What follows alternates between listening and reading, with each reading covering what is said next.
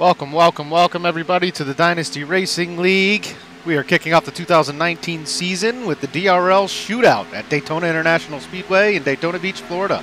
My name is Ryan Branch. I'm joined tonight by Martin Wenzel and David Wellborn. Gentlemen, you guys ready for another exciting year of racing in the DRL? Well, boy, you know I am. I've been sitting here all day waiting on this race. Yeah, I'm looking forward to some bigger fields here and really good driving, tight driving. Already looking at it out there, just watching this practice. I'm looking at the replay. Got some 3 wide going. Well, the format for tonight's race, for anybody who is not privy to how this works, this is the shootout. So we're going to run 50 laps here around the 2.5-mile track at Daytona. It is going to include all drivers that made the playoffs last year, anyone who finished on a pole position, or anybody who won a race. So definitely some of the better drivers in the league able to make it into this race. David, yourself made it in the playoffs last year, not racing this evening? I didn't find out until probably around 11 o'clock this morning that I was actually eligible. And I've been programming, dude, so don't even have a steering wheel hooked up yet. As you see a big wreck there right at the end of practice, these guys are ready to head into qualifying, and we'll see who comes out on top. Thomas Harmon took the fastest lap during the practice session there, but there's a lot of drafting and stuff that goes on during the practice session, and it doesn't necessarily say how good somebody's going to be when they're the lone car out there on the track. No, sir, and practice here doesn't mean much, you know. It's still all about who you're going to work with tonight, who's going to work with you. It is the shootout. It's all for bragging points. No points of, there's no points available. It's just momentum and bragging rights. Well, speaking of bragging rights, let's go ahead and pull up the winners from the winner series. We had the A split. Ryan Hesgard with only 1 win, 1 pole position, 4 top 5s, and 8 top 10s took the win there. Down in the B split, Jarrett Rogers, not a single win under his belt, but 5 top 5s and 9 top 10s. For anybody who doesn't know, there were only 9 races in that series, so all 9 races he gets a top 10 finish and comes away with the victory. And Garrett Maines with a dominating performance in that Winter Road Series, 5 pole positions, 5 wins, 7 top 5s, and 7 top 10s, was able to capture the victory there. The Pro Series still has 2 races left to go, so we will crown a champion of that Pro Series here very shortly in the next couple weeks. But we got 2 weeks of exciting racing at Daytona coming up, starting with tonight's race. Tomorrow we'll be moving over into the duels. Anyone, Martin, you want to shed a little light on how the duels work? Good question. Yeah, it's like I think you have a qualifying session, right? There's first there's a qualifying session. They do the regular kind of qualifying that you would do for a normal race. I believe the top 2, those guys are locked into the first row, right? I'm completely wrong with that. I think no. Okay, there's a qualifying session, and then I believe all the odd cars, so 1, 3, 5, 6, or 1, 5. I can't count right now. Correct. 1, 3, 5, 7. All the odds they go into all the odd cars go into a session into the, I don't know if they'll be the first duel or the second duel. Then all the even cars will go into the other duel. The winners of those races will be, who's locked into the front row? That's my question. I forget how that works because I know the rest of them are set up based on where they finish in the race, in the dual races. In the qualifying session, the first 2 drivers, both the pole sitter and the second place driver, those are going to be locked in. So that will be the front row. And then the rest all of the other drivers, including those 2 guys, are going to go into 2 separate races. You'll have all the even place finishers from the qualifying session and all the odd place finishers from the qualifying session will go into separate dual races. I believe those are only 40-lap long duels. Yep. If we look at the next broadcast flyer here, 40 laps at the 2.5-mile track here. So those guys are going to race, one at 9 p.m. tomorrow and one at 10 p.m. tomorrow. I'm not sure which way they're going, evens first or odds first, but the finishing running order of those 2 races are going to determine the rest of the starting positions at Daytona next week. So that will be the Daytona 250 next Monday night. That'll be me and Martin right back here at 9:30 p.m. Eastern for that race. Should be me and Martin for most of the way through the season here. We'll at least bring you guys the first 10 or 15 races, maybe some exciting stuff coming up in Martin's future. Might not be able to be around for the entire season, but I plan to be here every Monday night. Probably come to you live somewhere between 9:20 and 9:30 p.m. Eastern to broadcast all these Dynasty Racing League Cup Series races. And we got some other exciting stuff going on, guys. We got the Grand National Series on Tuesday nights this year.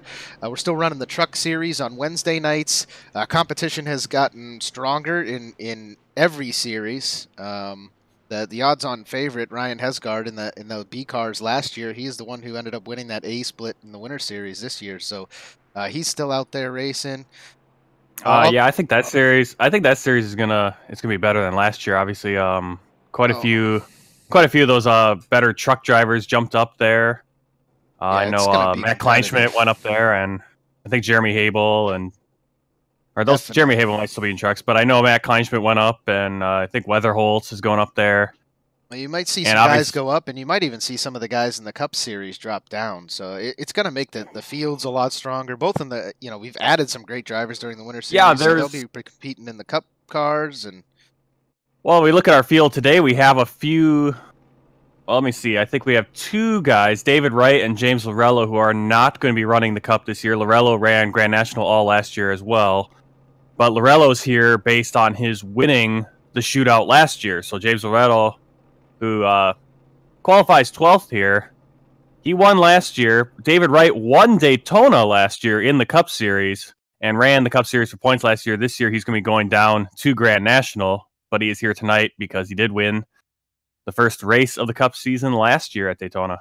Yeah, I think he snuck in that victory at the last minute on the last lap there last year. But Wade Hustad is going to, I believe, let me try to refresh here. My timing screen keeps messing up. I believe Wade Hustad captures the pole position, so I'm going to try to pull him in real quick. And, Wade Hustad, our champion from last year, just beat out Anthony Burrows. Burrows, two-time second place finisher in the DRL Cup Series. Wade Hustad. Do you have a copy, sir? Yeah, I do. Hey, it's Ryan up in the booth, man. 2019, another season, another pole position for you, buddy. How you feeling tonight? We're feeling good, but we have to end up the race, up here tonight. So we got a good start here. We just have to finish this way as well. It's definitely not going to be easy. I know we got a lot of good drivers in here, and Daytona can definitely be a little bit crazy. How you feeling? This package a little bit different than last year, but you think it's going to go single file for a majority of this race, or you think you'll see some double wide action out there? Well, you're looking at a pretty stout field here tonight with these guys. They do race smart, so I kind of anticipate we're going to ride it out and wait till the end. If it's anything like last year, it's probably going to come down to one pit stop towards the end, and whoever gets off pit road the best. So I think right after that pit stop, you'll probably see some aggressive driving. But we all have to keep it in one piece so we can at least make it exciting at the end once we get past that pit stop. Hey, well, Chad Presnell's first race back in a little while. I was watching in practice there. He's cutting it close going into those pits, man. Tell him to watch out tonight. Yeah, you got it. We are going to be on the razor's edge getting on pit road. It's going to come down to that for sure. Well, best of luck. I know you guys got some team action going down there in the S2R channel, so we wish you the best of luck, man. Thanks, man. We're going to give it all we can. Hopefully we'll talk to you at the end of the race. Sounds good. That's who I'm pulling for here tonight. And as you was talking about drivers going down, I myself am definitely going down into the trucks, try to get a little bit of competition going this year. Yeah, a new thing you kind of just mentioned there, Wade Hustad and Chad Presnell down in the S2R channel. I'm not sure if I think they might actually have joined that team. Well, so I just recently got an update for that. If we look at some of these guys up towards the front, and some, one of the drivers that we added, I believe, over the Winter Series, in Joseph Helt. So S2R is kind of split up a little bit. Some of them run in the B car series. Some are going to run here in the A cars. But both Thomas Harmon, Wade Hustad, Spencer Tart, and Joseph Helt are now S2R members. So those are the four drivers that are going to be out here competing for Silent Syndicate Racing in the Cup Series. And then I know they're still going to have, I think, Bill Edwards. They'll still have Ryan Hesgaard and and I think those Morello, guys, a couple other guys. Yeah, those guys down there are running, clearly running Silent Syndicate Racing paint schemes as well, made by Bill Edwards. So James Lally can already see him in the back of the pack running one up here for this shootout race, but he will be down full time for Grand National again this year. And right in front of him is David Wright in that 43 car. Kind of gives you memories of the old Richard Petty car. And he's going to be down Grand National as well. But the rest of these guys are all Cup guys. I just want to run through the grid here, Martin. Yeah. What is the little star next to Wade Hustad there? That means he is the champion. Yeah, he's the champion. So you're going to see that. You're going to see that on Wade Hustad. You're going to see that on Ryan Hesgaard down Grand National. Or you're going to see it on Clay Phillips in the Grand National because Clay Phillips won, not Ryan Hesgaard. You're going to see that on Robbie Armstrong in the trucks. Yep. And you'll also see it on Eric Wolf. And the race is already off, so... I was going to run through that starting grid. Yeah, that's all good. We know you got they'll be basically in that same position. First. The 82 of Chris James is going to start in the second spot. I'll pull that grid up anyway so you guys can see it real quick. Well, Wade Hustad first. Chris James started in second. Joseph Helt third. Mike Springer starts in the fourth position. Hunter Johnson back after a hiatus starts in the fifth spot. Thomas Harmon is going to begin sixth. Caden Honeycutt starts in the 7th position. John Theodore starts in 8th in a new number, the 27. Chad Presnall in the 55 starts 9th. David Wright starts 10th in the 43. Joshua Wakefield 11th. James Lorello 12th. And Dustin Musial started in the 13th spot. And as you guys see, Martin, big contributor tonight, accidentally joined as a driver rather than a spectator, but that's okay, Martin. We'll forgive you for the scene. Yep. Yeah, it's exciting to see all these new paints out there today. Wade Hustad, Joseph Helt running the same stuff they ran last year, but Hunter Johnson running a different paint than he even said he was going to run.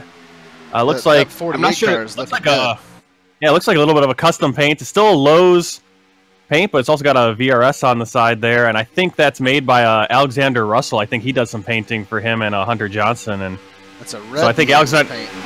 Yeah, I like that. I really like that. I think he's gonna be. I think it's just special for Daytona, and then I think it'll turn into a blue one, a blue and white and black scheme later. So that'll be pretty cool. Well, Wade Hustad, I don't know if he's gotten an update or if that's the No Fear car. Maybe Bill Edwards made that for him during the Winter Series, but I don't see an updated scheme on him. I believe that's the one he's been running as of late. him and Helt still running that Purdue car, that 02. So those two guys running the familiar schemes. Behind them, Honeycutt in kind of a black and red. I don't know what he's got going on the fin. It looks like a little bit of Menards and something there.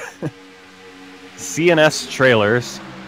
And then Chad Presnall in that beautiful new 55 car. I love the green stripe at the bottom. he ran that a little bit during the playoffs. So, but yeah, that's a relatively new scheme for him. Thomas Harmon with the familiar. Avril Lavigne, 68. Got to have the Avril. And you'll notice John Theodore there, he ran the 89 all season last season. He's back. He's in the 27, but he's still running that little bit of Bush. Yeah, a little bit of an update to it, though, with that little bit of a white going on the hood or on the roof and the side there. He's got Corey Bush on the side of the car. A little photo there, so we get to actually see her. Joshua Wakefield in the old orange and black. Yeah, orange and black 35. Used to seeing him in that one.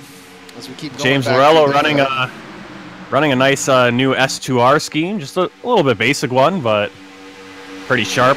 Yeah, I like the way you're right. It's not real busy, not happening like a lot of the other paint schemes are, but it looks good. You see these guys, as I predicted, these cars, it's really, really hard to run double wide here, and at the same time, nobody really wants to run double wide this early in the race. We only have a 50-lap shootout here, so everyone's going to be very patient, make sure they don't lose the end of this lap, as Dustin Musial in that 22 car is coming dangerously close to doing. You just don't want to lose the draft. Stay with everybody, and then you're going to see things kind of break apart when these guys get ready to pit towards the end of the race. If everything goes green, they're going to start to break apart a little bit and kind of have one line outside, one line inside, and get teammates, one right behind another, and all try to pit at the exact same time so they can come out and keep that draft after the pit stop. But I can tell you right now, if you're that guy on your team, your pit squad, if you're the guy that slides through your box, you're just going to get left because your teammates aren't waiting on you. Yeah, I'm wondering, Musial kind of just got bounced out and just fell to the back and lost the draft, and that can happen. That happened to me. Probably Pro Series, or one of these, probably the Winter Series. We did the Daytona again in those K&N cars, and yeah, just like that. I mean, no fault of your own, nothing changed. You just leave a little bit too much of a gap, and suddenly a gap just keeps growing, and you can't figure out why. You're just mashing down on the gas going, what's going on? You know, they haven't made any major graphical improvements to iRacing. They keep, you know, making minor ones here and there, but I'll tell you what, the cars look good under the lights tonight, don't they, boys? Well, the major one we'll see this, you know, we didn't see it at all during our last season, but we did see it during the Winter Series and the Pro Series, and everything we did this winter was they added in the time change. So you see the sun going down. So if we start a late afternoon race or an evening race, we'll get that sunset, and it'll transition from day to night. And it's really, those cars look, I mean, you think the cars look good at night. They look really nice in that setting sun, and the track just gets nice and orange with that glow. We got the 48 here of Hunter Johnson blinking in and out right in front of the 55 of Presnall. Luckily, Presnall did not push up into him and, yeah, and glitch through his car there. Yeah, he was smart enough to back out of it. We got Caden Honeycutt dropped from 3rd all the way back down to, looks like 8th, and now trying to make a move. Uh-oh, there he went. And there it gets turned. And that was yeah, and I don't know if that was another blink by him or what. I didn't see any blinking on my end for him, so we're gonna go back 1 second but here. That's watch that. That's one a shame for him.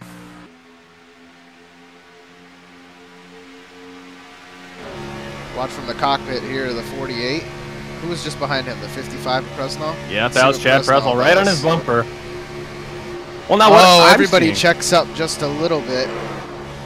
Yeah, Hunter Johnson looked like he just dipped down onto that apron. Everyone was checking up just a hair of the tri-oval. And just kind of hit that apron, and then everything kind of slowed down a little bit. And so Hunter Johnson is going to get right out of his car.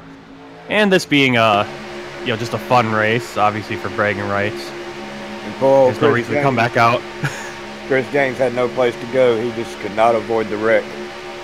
Oh yeah, his front end is completely gone. Looks like he's going to be done. Yeah, he was right behind David Wright at that time. I wouldn't say that's any fault of the 55. Kind of just riding on the back of him, and then he dips himself down under the apron, and I think he just got a little bit loose, and 55 got into the back of him. Yeah, everyone kind of just slowed down just a little bit. There's like just a little bit of a 1 mile per hour kind of shift there, and that's all it takes. I can tell you right now, one guy who's not sad about that is that number 68 car of Thomas Harmon. Feels like maybe his season was cut short last year due to the 48 of Hunter Johnson. You've had a little bit of a rivalry there over time, and Hunter Johnson eliminated quick in the very first race of this season. Yeah, we got a lot of, there's been a lot of rule changes or rule additions. Trying to curb some of the aggressiveness of some of these guys. Not so much in the Cup Series, not just pointed at guys at the Cup Series, but overall just trying to get guys to be a little bit more mindful, not take as big of risks when it's not necessary. Yeah, definitely. The administration of the Dynasty Racing League has kind of dug in a little bit, looked into some of the rules and made adjustments, throughout the Winter Series, and kind of used that as a testing bed to improve the league in various ways. But one of the major changes coming to the league is an incident point limit, much more strict than the old incident point limit. So we'll be seeing these Cup cars. They will have 13-point limits on any track that is a mile or less. They will have, I want to say 16-point limits or 17 on any track that is, I'm sorry, like a shorter I take that track. back. Yeah, a mile and a half or bigger, it's going to be the 13 incident points. Okay. A mile or less is going to be 17 points, 17, and then road courses is going to be 22. So that's going to make those mile and a halves much more important. You're not going to be able to do any bumping and grinding like maybe you could have in the past, and you're going to have to be very careful when you try to make those passes on the inside of somebody. People like to call it dive bombing, but if you do it correctly and you don't get into the guy who's above you and you make the pass clean, then it's not really dive bombing. It's you racing hard and getting the position. Just getting down there you're getting down there on that line better than the other guy. So I promotes really good clean racing. I enjoyed the new rule change. Yeah, the Pro Series, it was introduced, I think, mainly because of the Pro Series, because the Pro Series is the short track one, and there's just cautions every few laps, and so it's like, okay, let's put an incident limit in and see if people can clean up. And I know there's quite a bit of pushback from some drivers. Other drivers, like I said, as soon as we put that incident limit in, I haven't had 12 or more incidents in a race.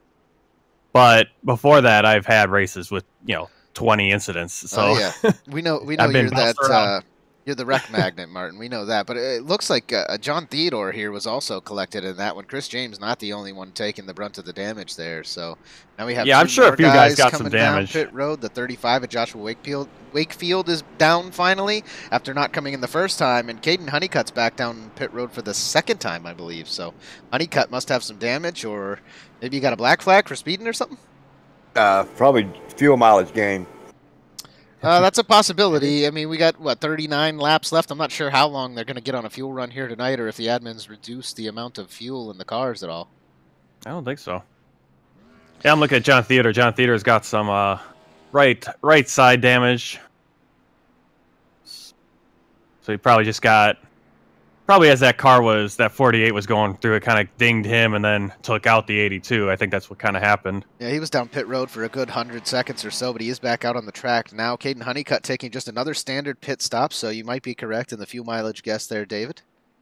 I mean, really, giving up a position or two at this point in the race at Daytona, you can make up as long as you can make up 8, 10 positions in 2 laps if you do it right late in the race. So, as long as you're with the draft.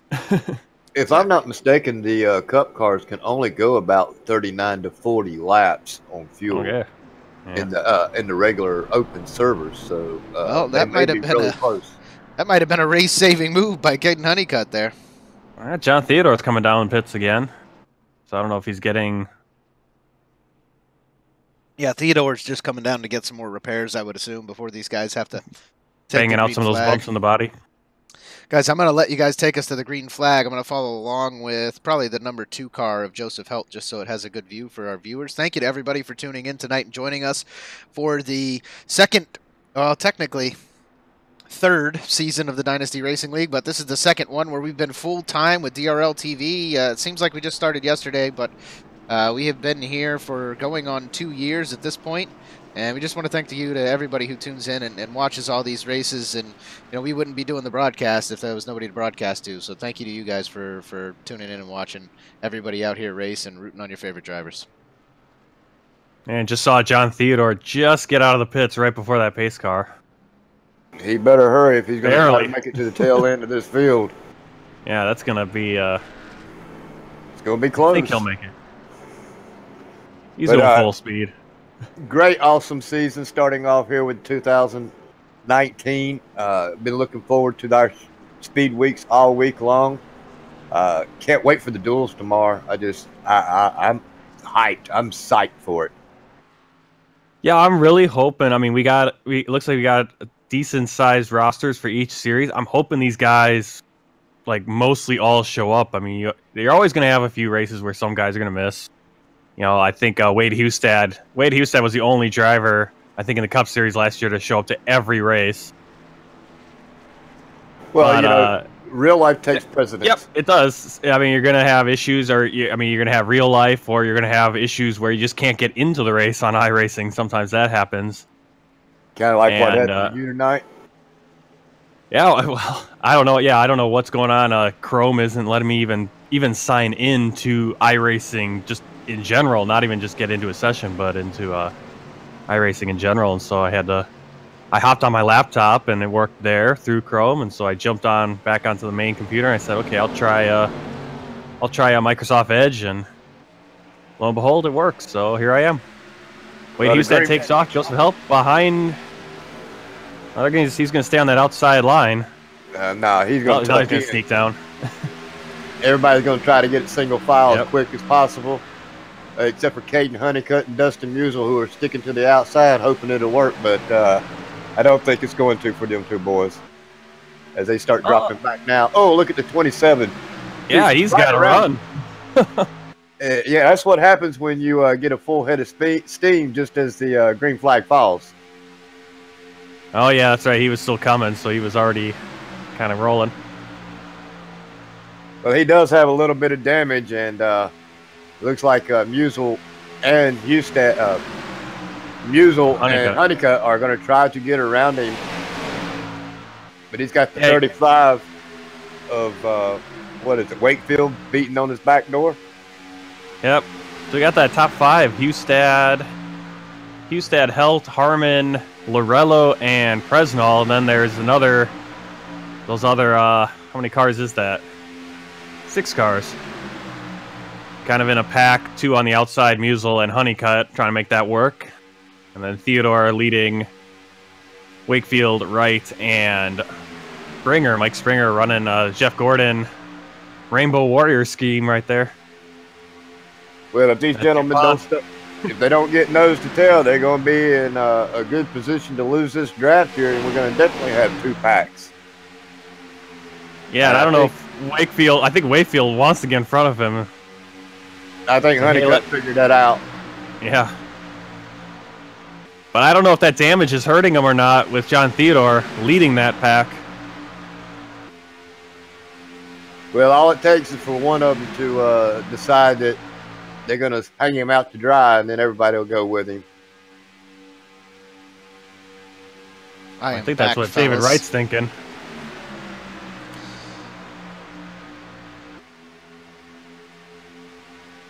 Honeycutt using the inside, trying to get back to the back end of that 35 car. Yeah, Dustin Musial falling back again. I don't know if that's strategy or if he's just not being able to hang. Because he obviously got back in with the pack with that yellow flag. But again, he's dropping back, losing the draft again. I think he's trying to hang around there at the back, and then he's just barely losing the draft and unable to keep up with the guys with it, floored pedal to the metal. So we'll see if he loses them again. All right, looks like Honeycutt, Wright, and Springer are going to try to work together, get around John Theodore. Theodore with that damage from earlier. Yeah, there goes Wakefield trying to get out there in front of that group. Come on, get out there. Very careful. All right. Yeah, they got to make a move and just get around him. I think Joshua Wakefield needs to lead the charge and just say, hey, guys, let's go. But that is going to leave the 27 of Theodore in the dust. If he does not have a car pushing from behind, I don't think Theodore is going to be able to keep up with these guys. I'm really surprised that those 3 cars on the outside can't get around them, too. Well, Theodore's damage, I don't think, was so significant to the point where it's going to completely ruin his race, unless he is the car at the end of the pack. Yeah. So, if he was back there where Dustin Musial was, he would have been long gone by now. But as long as I think he's okay with Wakefield behind him. Exactly. And there they go. Now they finally put the medal. I think it might have been a little bit of confusion about what Wakefield was going to do too. I don't think Honeycutt wanted to kind of plow through there, and then suddenly Wakefield jump in front of him. Honeycutt just needs to be careful, and Wakefield might get left in the dust in this exchange as well. Yeah. And I think what he should have done is he should have jumped out. Oh yeah, he should have pulled in front of the 37 a long time ago. Because they were up there, and they came up, and he almost got into them, and then he backed off, and then they backed off, and then he didn't pull back up in front of them. And now we see Dustin Musial able to easily suck up to the 27, and I don't think he's going to be able to push the 27 quite like the 35 could. So yeah, I think the 35, the 27, and the 22 are going to be left in the dust, and Honeycutt is coming here. He's going to make a move on Presnell now. And we got eight drivers in this lead pack. Yep. Caden Honeycutt really needs some help from behind if he were to make a move on the outside. We're only 19 in out of 50 here. It's not necessarily the time to have to do it, but sometimes you just want to do it. You feel more comfortable racing up there and not stuck behind another car. And well, yeah, you're in that spot right where Honeycutt is, and every time you come into that tri-oval, you have so much speed, and you're right up into the bumper that you're coming. You have to let off the gas. Yeah, you do. I've had times where I've had to kind of tap the brakes because I've got so much momentum, and that the group in front of me just kind of is not moving. And sometimes at that point you go, okay, I'm going to just jump out for a moment here and see if I can gain a position. Yeah, and then as soon as you do, the guy behind you sucks up behind the other guy in the inside line, and you lose 4 positions because. Yeah, you got to be smart when you do it too. You got to be smart. Know where that guy behind you is. If he's right on your tail, if you jump out, he's going to just suck up and take that position. And well, but if you got, I think earlier, the guys involved with S2R, there are currently the top 4 drivers in this race are all in Silent Syndicate Racing. So is Joseph Heltz involved with him? Yes, sir. Okay. He's now a member. So Wade Hustad leading that pack. Just behind him, Joseph Helt, Thomas Harmon in the 68, and the 3 car of James Lorella, who is not a Cup racer, but he is in the shootout because of his finish last year. Yeah, and I don't know what camera you're looking at and how close you can see the cars, but you can clearly pick out the guys who are not Cup drivers based on their banner. They'll have a white banner for the Cup Series. That one's a little tough to do. Let's see if we can go to a rear chase there. You see that Cup Series banner on the top of the 68 there. You move up into the 2 of Joseph Helt, the 32 here of Wade Hustad, all running that banner. And then if you jump back to James Lorello, well, Lorello's got the Cup Series banner on too, so I don't know if he's... Well, it's white though. No, it's white, right? It is white. So what does that mean? Yeah. He ran it last year? No, he's so a non-points driver. I got you. Yep. Okay. So the black ones are all points, and the whites are the non-points. See, I thought he would have a B series banner on, but I get what you're saying now.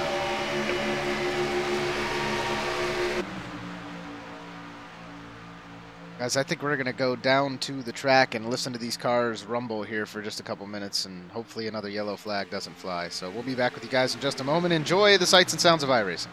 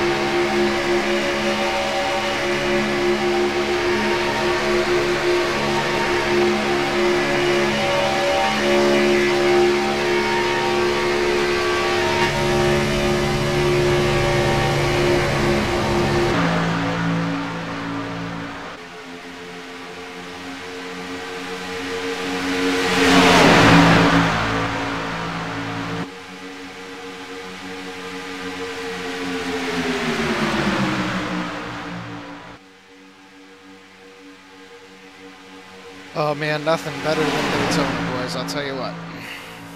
Man, are you watching this up here, man? It's just a great battle with Caden Honeycutt and David Wright and Springer.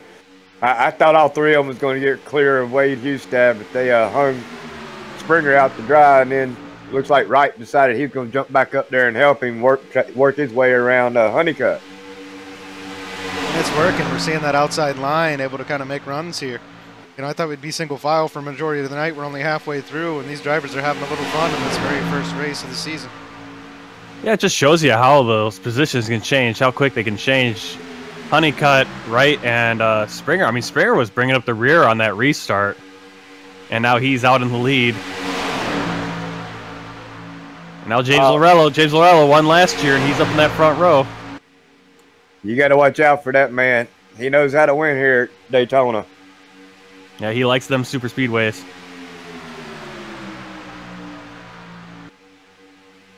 I'm waiting on Wade Hustad and Fresnel to hook up together.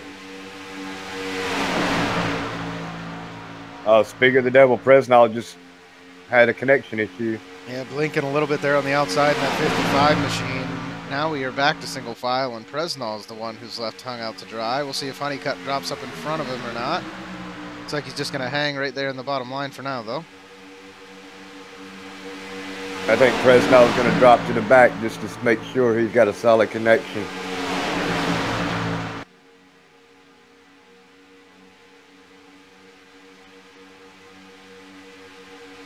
Awesome racing here tonight. Just love it. Now the 43 there, David Wright down to the inside. Wade Hustad pulls way down below that yellow. Yeah, he got down to the yellow, yeah. And David Wright making a move with Honeycutt behind him now, and him and Honeycutt gonna move into first and second. Laurello's gonna slip into third. Oh, he can get in we front were of Hustad, three wide there for a second. Lorello and Springer gave up those front two positions by moving to the outside. Lets the 43 and the 37 sneak below him, and now the 12 and Mike Springer is stuck on the outside. So gonna suffer the same fate as the 55 at Fresno and slowly move his way towards the back with nobody out there giving him any assistance. And he blinks out just a little bit, so uh-oh. Wow, he blinked out for quite some time, and it now shows him missing his hood on my screen. Heavy, heavy damage to the 12. Not sure what happened. That might just be graphical, guys. It is. The glitch there. I still see a good clean car. Yeah, I'm just looking at some stats for Laurello, and yeah, he's got a lot of quite a few top fives at Daytona and Talladega. He likes these, and that's over. He also races a Race Core online racing league and does pretty well over there at the super speedways as well. That's who he does.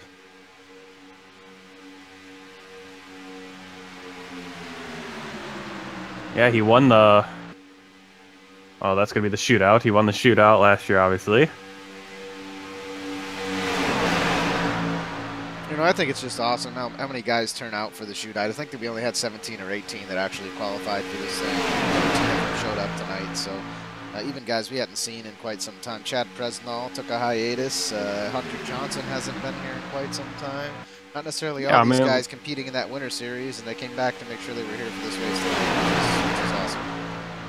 Yeah, let me see. I'm going to go back to that list. Let's see who didn't show up. Yeah, Burrows isn't here. That's who's not here. Burrows and Wolf didn't even cross my mind as we started this race. Those two big names not out there tonight, but hopefully they are there tomorrow to qualify for Daytona. Jordan Gonzalez, who left the league on doing other things. Who else? Yeah, Jonathan Schwartz and Aaron James. So I think 5 guys. 5 out of...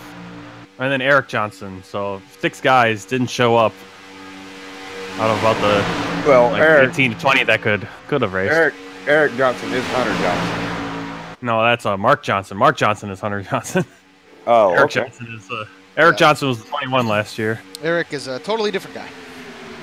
Yep.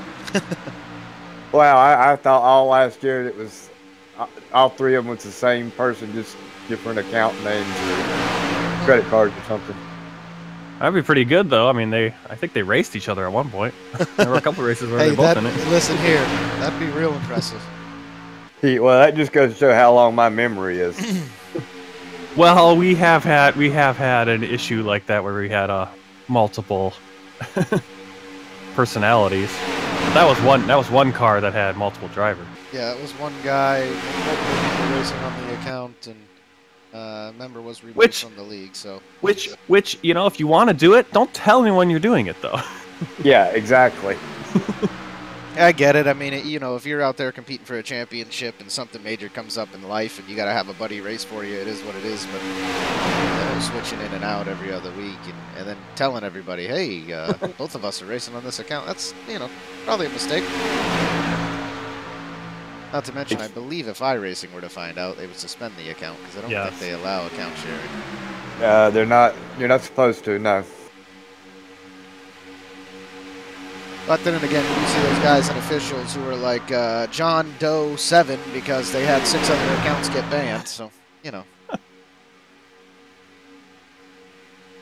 Caden Honeycutt back to the front of this thing. Caden's out for blood. He had a great season there at the end of last year. I believe he had a few issues here and there. Got suspended for a race, I believe he did, just for over-aggressive driving. And he's back this year to show these guys he's got what it takes to come out here and win a championship. Well, he's definitely a good high caliber driver. Needs to work real hard this season. 3 wide as I say that. Chad Nobody Presnell giving up. finally up towards the front in that 55 machine, making sure everybody knows he's still in this race. Nobody helping him in that middle line.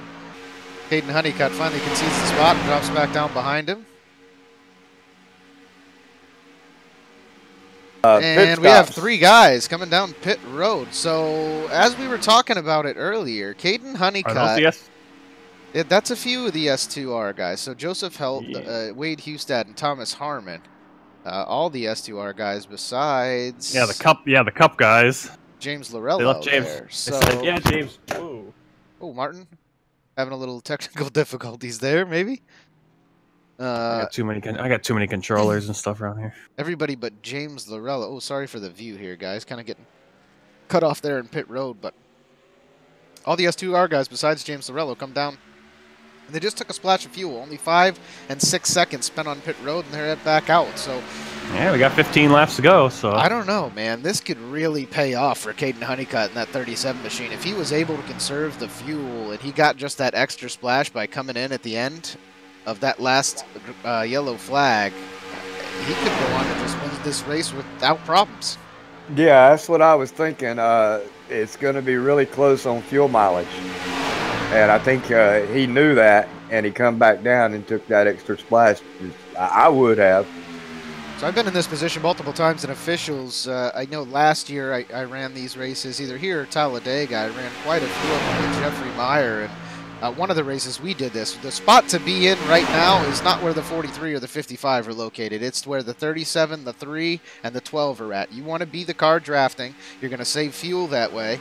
And you're not going to be running out there at as high RPMs as the guy up in the front and burning all the fuel off and taking the brunt of that wind damage. So, you know, Caden Honeycutt's in a perfect spot with the most fuel out there, also drafting behind someone. He needs to keep that in mind if he wants to make his strategy work.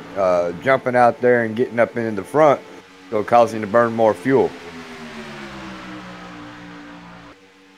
Yeah, and you just have to be patient and know that, you know, if it really is, you have just enough fuel to make it, that when it comes down to the final couple laps, you're going to be the only car left out there that can make it on fuel. So you might as well just coast. No need to try to be out there to lead in the pack.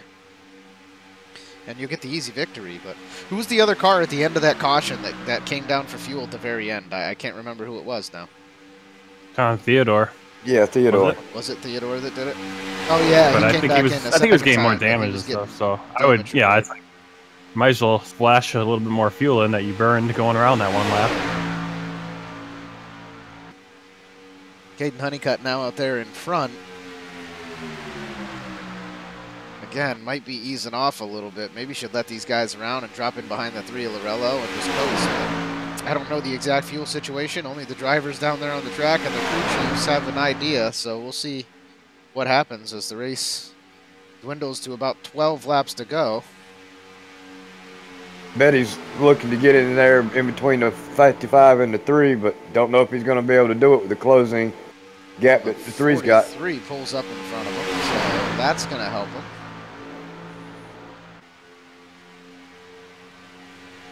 If I was these 5 drivers, I'd get nose to tail, and I would just check out on these other drivers. Yeah, I mean, why wouldn't you? Slow down a little bit, let off the gas, coast your way around, and run single file.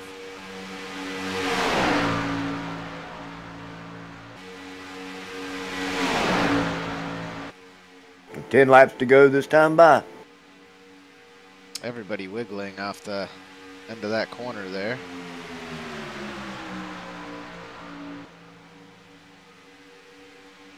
And there they go. They're single filed up. So either we're going to see a pit stop here in the next lap or 2, or these guys are going into coast mode.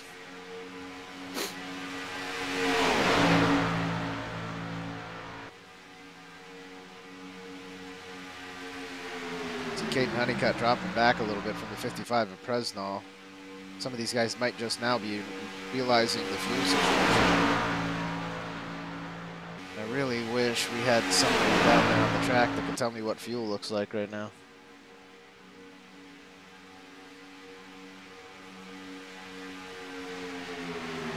I know Eric Weatherholz keeps track of that, so maybe we'll be able to find out later on this season as this may come into play later on.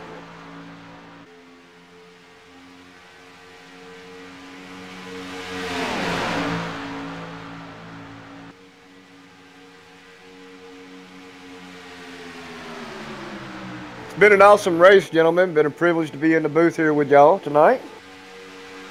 Good to have you.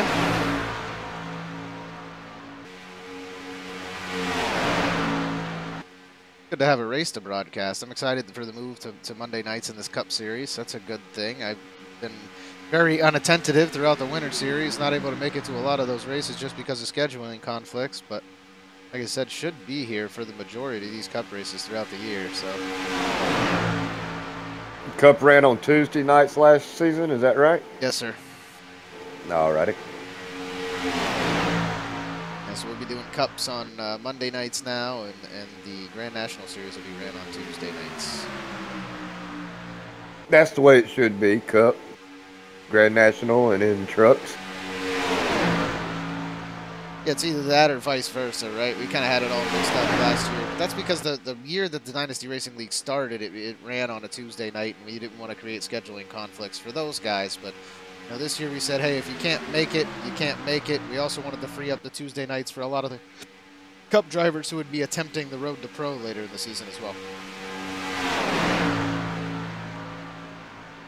Well, I ain't gonna make no road to pro, but I definitely gonna make the trucks be my baby this year. I'm gonna get a lot of practice in and hope to start the season out strong with a good win or a good finish here in the truck race for the Daytona race.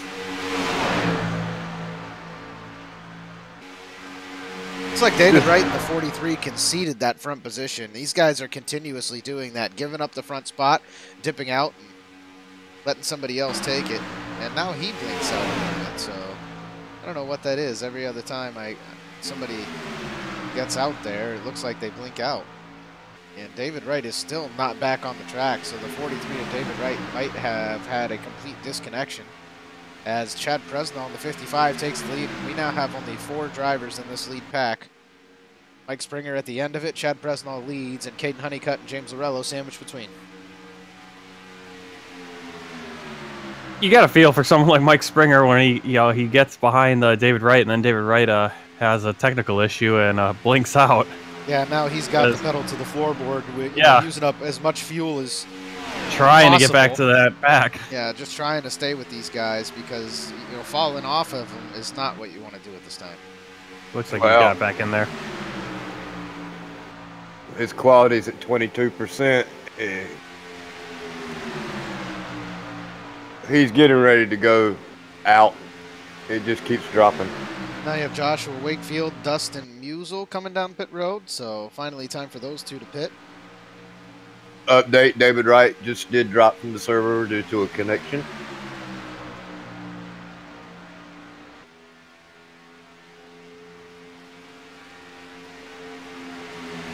You know, that's got to feel bad for the man to lose connection with 5 laps to go.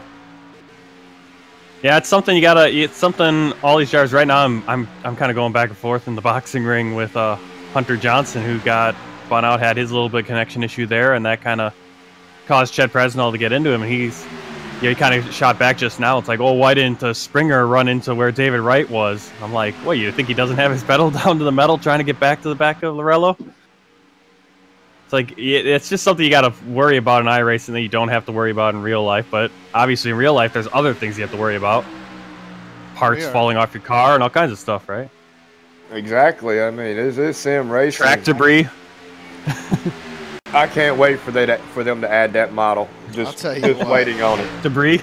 I don't hot want dog it to wrappers happen at all, man. Oh yeah, there was a Coke can in turn 4. Oh really? There was 17 of them down the front stretch earlier, but you didn't call a caution then.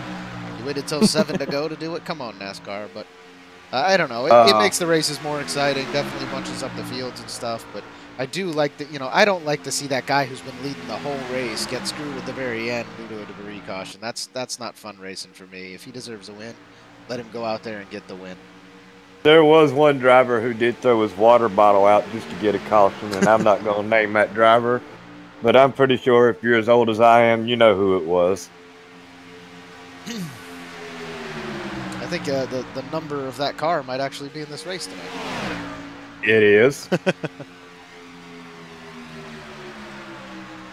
Oh, the 55 of Presnell still leading the pack. Caden Honeycutt still seems, I believe, to be biding his time. 3 laps to go here. I would expect to see Honeycutt, the only car, able to run it to the end on fuel, but yeah, and so I'm back here. Out. I'm back here looking at 5th place. John Theodore, 15 seconds back from that front group, and he's drafting with Dustin Musial, who's down a lap. Yeah, and then behind them. He was that last car to come down pit road before the last caution, so because of the pit stop by those top drivers, Theodore's actually put himself in a great position to come in 5th. Well, yeah, and then behind them, 36 and a half seconds behind the leader, Wade Hustad, Joseph Helt, and Thomas Harmon. So I don't know what their strategy is. I don't know if they're hoping that those top 4 drivers run out of fuel or something. Well, it's no guessing now. I don't know. I don't know what it is. I feel like Caden will be okay. I don't know about Presnell, Lorello, and Springer, but I think Honeycutt, he took that extra fuel. Well, we got Springer all over the back door of Honeycutt trying to help him get there. May hang him out at the last second, but right now it looks good, pretty good for Honeycutt and Springer. I'm going to go down to the cockpit of one of these back cars and see how much they're letting off here, see if we can hear any engine noise. Turn up the volume just a little bit, see how much they're really letting off.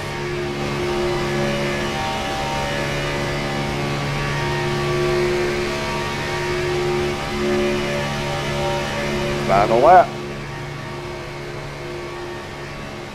And it doesn't really sound like they're letting off much at all. As the 55 of Presnell there sits in the lead. The 3 of Lorello trying to push him, getting very, very close to Caden Honeycutt. Yeah, I thought that was going to be a turn there or something.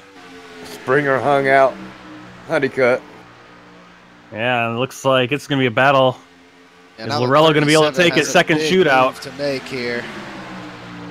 You know, Lorello's going to try to dip out in turn 4. Mike Springer looks like he's going to try to occupy that inside line, unable to get down there. And that's Lorello blocking him. The 55 of Chad Presnell over. Takes the victory. James Lorello comes in 2nd. Mike Springer captures 3rd, and Caden Honeycutt in the 37 takes 4th. So all of the cars having plenty of fuel. John Theodore's going to come away with the 5th place finish.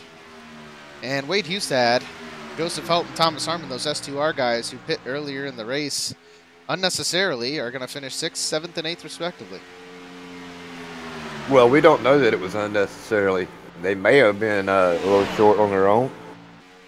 I'm not 100% sure. At that point, you didn't have enough laps under the car to really make a decision, just based off of calculations in iRacing. You do get a little gauge in the car that tells you approximately how much fuel and mileage, but it gets more and more accurate the closer you get to empty, and maybe they were just had still too much fuel in the car to really make it accurate enough. But Chad Presnell does come away with the victory. James Lorello 2nd. Mike Springer's going to finish 3rd as we pull up these unofficial results. Presnell led 8 laps, Lorello 2. Mike Springer not getting a lap led. Caden Honeycutt, who led 4, he finishes in 4th. John Theodore, after receiving that damage in the first caution, he finishes in 5th place. Wade Hustad, who led 22 of these laps, dominant force early in the race. And our pole sitter is going to finish in 6th. Joseph Helt 7th. Thomas Harmon finishes in the 8th position. 9th goes to Dustin Musial. 10th to Joshua Wakefield. 11th goes to David Wright, 8 laps down with 14 laps led. Chris James finishes 12th, and 13th goes to Hunter Johnson. And Martin Wenzel, thank you for being our RC tonight, sir. Oh, yeah? I'm the RC? Yeah, that's what it lists you as in the Oh, yeah, results. I still got that. Really? You still have that? Oh, I guess you would still have that graphic. Yeah. Unless you replaced it. Yes, I still have that graphic, buddy. No, I did not replace it. I just took it out of my package. So. No fear car down there, hanging out. 6th position, Wade Hustad. But we have Chad Presnell down here in the infield, right in front of that Daytona sign, right there on the grass. Beautiful 55 paint scheme he is wearing this evening. We're going to go grab him and congratulate him on his victory. and his car looking nice and filthy. Chad Bresno, you got a copy? Yeah, I got you, boss. Hey, first race back. You ain't been here in a while, man. It's got to feel good to come out and get a win. Yeah, man, I tell you what, it was a hell of a race tonight. I had a bunch of ups and downs, and I got to give it to Lorello for pushing and keeping me up there. Yeah, it was close there a few times. You know, it looked like Caden Honeycutt was going to be able to get out there in front of you, and then was unable to quite make the pass, and then he kind of got just hung out there to dry as Mike Springer dipped back down behind you and Lorello. So, congratulations, man. I know it was just the shootout, but I expect we'll see you tomorrow evening for qualifying for next week's Daytona 250. Yeah, buddy. Hopefully we'll be in it. Yes, sir. We can't wait. Congratulations again on first. Martin or David, you guys got anything for Mr. Presnell before we let him go this evening? Just glad to see him back. I like the little touch on your car and your little stickers there. I see the DRL Shootout logo there. Yeah, I got to represent. Nice job, Adam. Well, Chad, you got any shout-outs before I let you go, man? All you guys in the booth, James, and just everybody that puts us on and everybody that comes out to race, man. It's always a blast. It's good to be back. Looking forward to 2019, and hopefully we can knock off a couple more. Yes, sir. We will see you next week. Yeah, you guys have a good evening. You as well. That was Chad Presnall, your winner for this evening. James Lorello in the number 3 car. Finishes in second place after starting 12th this evening. So Lorello comes out last year, wins this shootout, and this year he's back and gets to second place. So not going to get an automatic invite into next year's, but we'll see. Who knows? Maybe in a couple of the races that he actually gets a chance to run in the Cup Series this year, he can sneak in a pole or a victory and make it back another year. Oh, I'm sure he will. Let's go grab Mr. Lorello and see what he has to say. James Lorello, you got a copy? Gotcha, buddy. Hey, second place finish tonight. 2 years in a row, a 1 and a 2, man. How you feeling? I'm feeling great. I wish I would have had a little something for him at the end, but it just wasn't enough in these cars. I'll tell you what, I expected the pass in turn 4, and then you guys just came across the tri-oval, and it looked like, yeah, just didn't have anything left for him there. Yeah, I pushed him so hard to get ahead of Honeycutt that I gave him too much momentum going in down the backstretch, and I just couldn't catch him. It looked like that was a problem all night.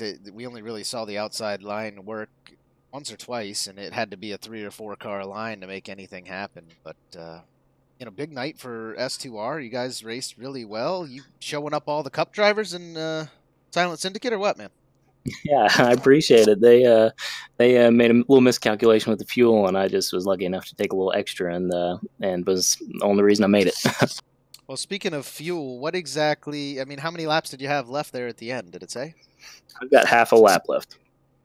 All right. Wow. And that's what I figured, is it, you know, things were going to get, I was telling, you know, the viewers that that lap counter for you guys in the car gets more and more accurate the less fuel is in the vehicle. So it was hard for them to judge that early in the run. It was either really going to pay off or it was really going to hurt them, and unfortunately it was the latter. Yep. Yeah, I was running 3/4 throttle about, with 25 to go to save. Gotcha. Well, you came in second, man. You got to go out there this season in a Cup race or two and try to get a pole or a victory so we can see you back next year. Yeah, it'll be my plan. Hopefully run a couple races this year. All right, man. Well, we will see you in the Grand National Series. Congrats again, and have a wonderful season this year. Welcome to 2019. Thanks. Excited it's here. See y'all. Have a good night.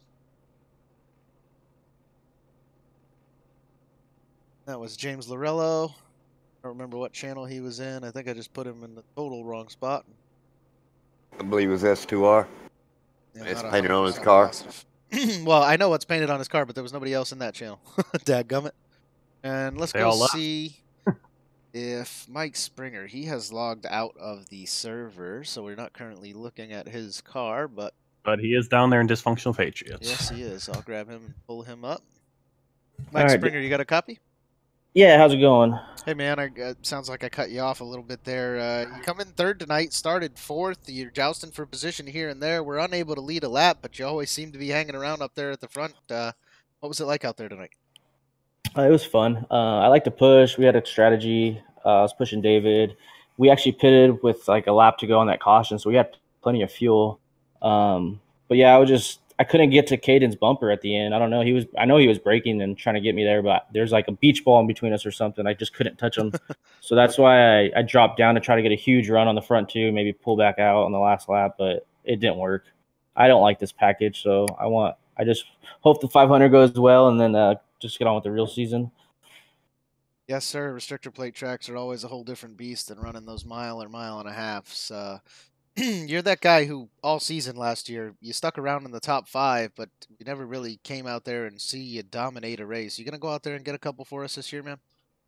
Probably not, to be honest. I'll probably be in the top 5 again all season. It depends who shows up.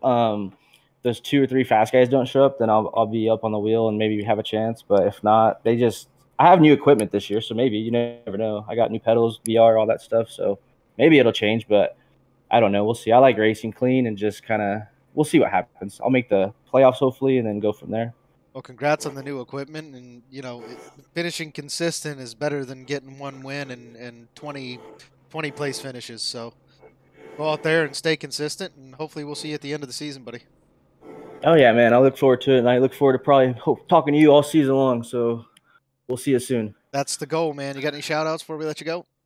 No, just hi to everybody. Thanks for the league. Thanks for James and Martin, what they do. They put a lot of time and effort. I know everybody that helps out with it, you guys, the broadcasters. So thanks for that. It makes it really fun for us drivers. All right, Mike. Have a wonderful night, and we'll see you back next week, man. All right, thanks.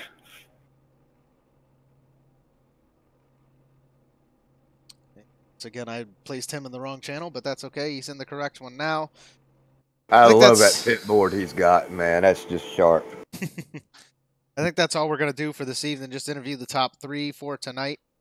It was, just the shootout. Nothing counted for points this evening, but we will be back tomorrow. 2 duels taking place, one at 9 p.m., one at 10 p.m. I do believe David Wellborn, you will be back for that one tomorrow evening. That will decide the qualifying position for next week's Daytona 250, which will be presented by myself and Martin Wenzel, right back here on DRL TV, and that will officially kick off the first points race of the 2019 season of the Dynasty Racing League. Yeah, I'll be here broadcasting those. Hopefully I can get it all in, and OBS will not force me to make 2 different broadcasts. But either way, I'm going to be doing my best to get both of them in. We'll see how that works. We do have a new credits screen, courtesy of none other than yourself, Martin. Some updates to go here on the credit screen. James Pandoff, obviously the owner of the league, and the guy who's kind of made this thing continue to go around for years and years. Martin, yourself, and Jordan, all the work that those guys have done on DRL TV and all the graphics that you guys see on the screen. David Wellborn, Eric Weatherholtz, Eddie Buckner, Derek Pemberton, David Lindahl, all those guys for broadcasting and showing up here every week to give the viewers at home something to watch. And then Robbie Armstrong, Dakota Wilkins, Ryan Hesgard, Jeremy Hebel, Richard Springer, all the extra people that have stepped up and helped with race control throughout the Winter Series and moving forward. As you guys see, the new logos there at the bottom of the screen. Changed the colors up a little bit this year. We got Cup Series in the baby blue. Grand National Series is still red, and the Truck Series is now white. So lots of racing to come. This is the beginning of another awesome season in the Dynasty Racing League, and we're happy to have all you guys here for the ride. It's going to be a blast, and can't wait to get this thing going next week at Daytona. So thank you for tuning in, everyone who watched this evening. Martin, David, what do you got for him before we let him go? Boogity, boogity, boogie. It's all year long, man. How about you, Martin? I know you got something insightful to say. Yeah, no, I got nothing. I got nothing. But we'll see tomorrow for the duels, and then next week for Daytona, Monday, Tuesday, Wednesday. Well, I can't wait. 7 days, guys, and then we're going green flag racing to kick off 2019. Have a great night. See ya.